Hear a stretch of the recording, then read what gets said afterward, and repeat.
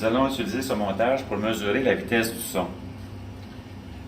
Les composantes du montage sont une source de tension alternative, un haut-parleur, un microphone, un oscilloscope et un capteur de position. La source de tension alternative fait vibrer la membrane du haut-parleur, ce qui va produire une onde. L'onde va se propager et être captée par le microphone. Et la vibration de la membrane du microphone va transformer en un voltage. L'oscilloscope va nous permettre de voir la vibration de la membrane. Alors ici, ce qu'on voit apparaître, c'est la vibration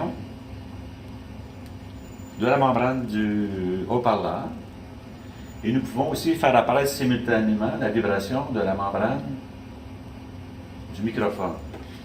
Présentement, ces vibrations-là n'atteignent pas leur valeur maximale en même temps. Ils sont déphasés. Maintenant, ce que nous pouvons faire, c'est ceci. Nous pouvons, en déplaçant le microphone, faire apparaître des vibrations qui sont en phase. C'est-à-dire que les valeurs maximales sont atteintes en même temps. Le déplacement du microphone va être déterminé par le capteur de mouvement et le capteur de position. La théorie nous dit que si la vibration du microphone et la vibration du haut-parleur sont en phase, la distance qui doit séparer les deux doit correspondre à un multiple de la longueur d'onde.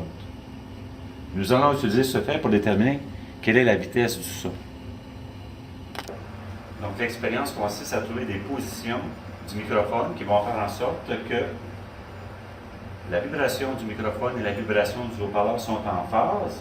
Si on regarde présentement à l'écran, ces deux vibrations n'atteignent pas leur valeur maximale en même temps, donc un déphasage. Je vais donc déplacer le microphone de façon à trouver une première position où les vibrations sont en phase. Alors on active le montage, on déplace le microphone,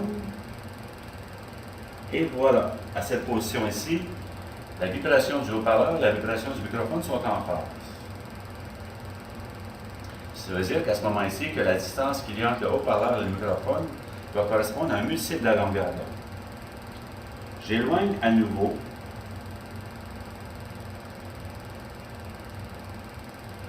Et on va trouver une position du microphone où les vibrations sont en phase.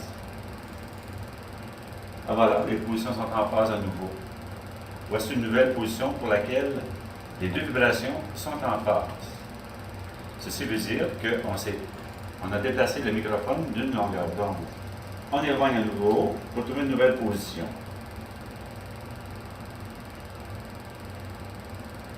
Voici une nouvelle position, les deux vibrations sont en phase. Nous allons utiliser ces positions pour calculer la longueur d'onde. On éloigne à nouveau.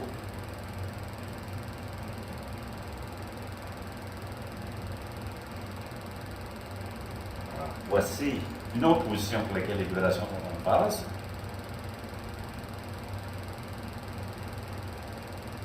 Allons chercher une dernière position.